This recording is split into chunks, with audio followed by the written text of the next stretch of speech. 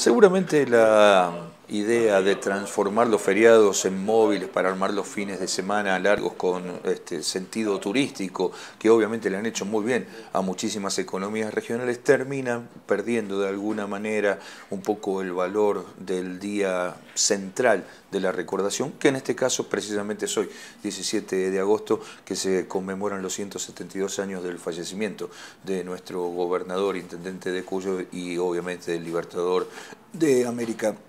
José de San Martín. Lo cierto es que no hay mucho del San Martín de pensamiento político-económico. Sus escritos más bien dejaron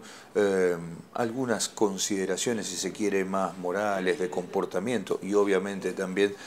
militares. Pero al contrario de Belgrano, que nos dejó cientos y miles de escritos seguramente sobre sus pensamientos económicos y políticos que todavía hoy se revisitan y se discuten, no es el caso de San Martín. Sin embargo, de San Martín podemos tomar parte de lo que sería su pensamiento político y económico, de sus acciones y de su forma de ejercer tanto la gobernación de Cuyo como después el protectorado de Perú cuando le tocó gobernar allí en la ciudad de Lima. Lo cierto es que San Martín no era un hombre afecto ni siquiera a hablar de estas cosas personalmente. Hay escritos, o hay un largo escrito de Juan Bautista Alberdi que cuenta cómo conoció a San Martín en París allá por 1843 y después en esos mismos días, como lo visitó en Granburg durante casi toda una tarde, y allí Alberdi destaca, entre otras cosas, que San Martín era muy poco afecto a hablar de lo que pasaba en este lado del Río de la Plata en materia económica y política, sino que más bien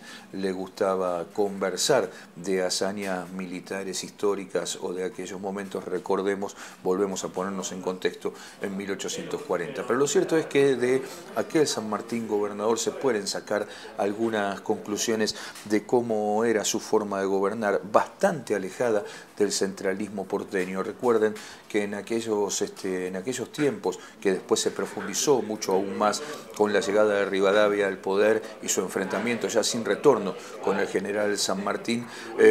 la idea que prevalecía en el centralismo porteño era la de especie de apadrinamiento, sobre todo de Gran Bretaña, sobre las colonias independizadas, y una idea de libre mercado y liberalismo, de aquel primer liberalismo realmente muy acendrada. Sin embargo, San Martín pensaba todo lo contrario. Por ejemplo, fue el primero en proponer y en poner un gravamen a la importación de aguardiente, o sea, el aguardiente que entraba de Buenos Aires o de otras zonas del país a la región de Cuyo tenía que pagar un gravamen. Fue el primero en redactar un proyecto de ley de protección,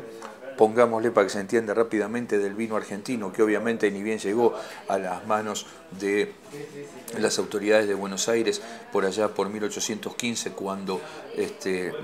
San Martín ejercía como gobernador de Cuyo, fue rápidamente descartado. San Martín fue el primero en redactar y en poner en marcha un proyecto de protección del peón rural, que obviamente se daba de bruces con lo que se pensaba en aquel momento en Buenos Aires. Fue el primero en desarrollar la industria metalúrgica, la industria textil, la industria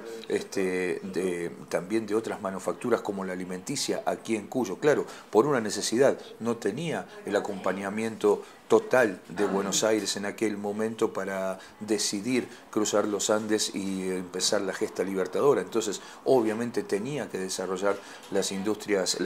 locales, la obra pública en toda la región de Cuyo. También, obviamente, pensando en la logística que necesitaba para cruzar los Andes, bueno, fue de gran importancia durante los 2 años en los cuales San Martín ejerció la gobernación de Cuyo. Ideas realmente muy keynesianas, por decirlo de alguna manera, en un momento en el que Keynes todavía no existía, pero que revelan la profunda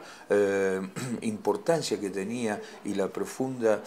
compenetración que tenía Manuel Belgrano con San Martín, que se habían conocido un tiempo antes, en enero de 1814, en aquel abrazo de la posta de Yatasto, cuando Belgrano le entrega el ejército del norte a San Martín, y a partir de allí nació una amistad casi indisoluble, y se nota muchísimo en el comportamiento político de San Martín y en el comportamiento de sus medidas económicas la influencia de Manuel Belgrano. Ni qué decir de la relación que tenía San Martín con las clases acomodadas y comerciantes, no solo aquí en Cuyo, sino después cuando fue protector del Perú en Lima, sobre el cual hay cientos de anécdotas y de historias escritas. Lo cierto es que San Martín tenía un pensamiento económico y político que quizás no quedó muy plasmado en sus escritos, pero que quedó claramente plasmado en sus acciones, y que es de tal actualidad porque entendían cuál era el conflicto de fondo, y es tan de actualidad que merece ser revisitado, al igual que los escritos de Manuel Belgrano. En un 17 de agosto, donde se cumplen 172 años de la muerte